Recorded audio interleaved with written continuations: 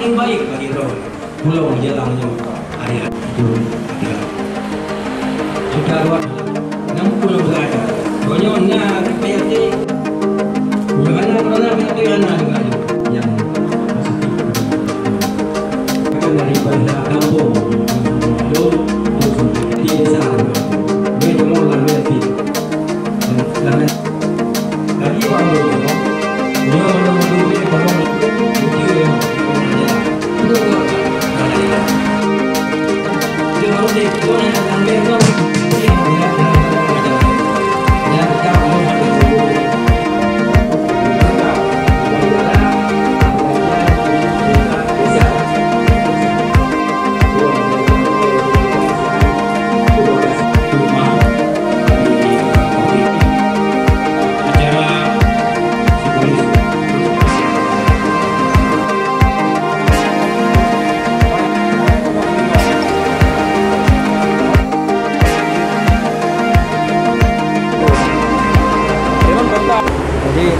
Terima kasih kepada ya. Jadi pembagian BLT di tingkat Nurosalam hari ini sudah hampir mencapai 95%. Jadi kan kemarin itu 95%. Jadi katodinya baru 19%. Hari ini desa Bagok 2. Kategorinya kita bagi sampai tahap ketiga. Nah, tahap pertama dibagikan sekitar 600. Hari ini tahap 2 dan 3 sekitar 1.200.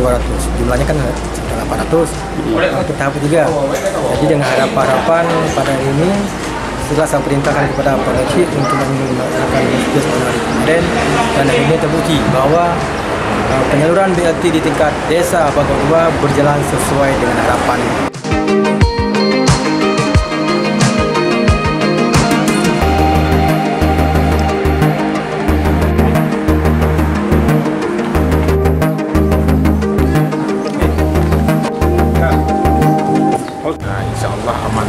Kondisi karena bulan tahap pertama sudah kita bagikan, sekarang pembagian tahap kedua dan ketiga yaitu bulan Mei dan Juni itu sekarang. Nah jadi lancar-lancar aja dan kita beri pemahaman kepada masyarakat supaya digunakan uang tersebut ke tempat yang berguna dan bermanfaat. Pembagian jumlah semua kakak 69 orang.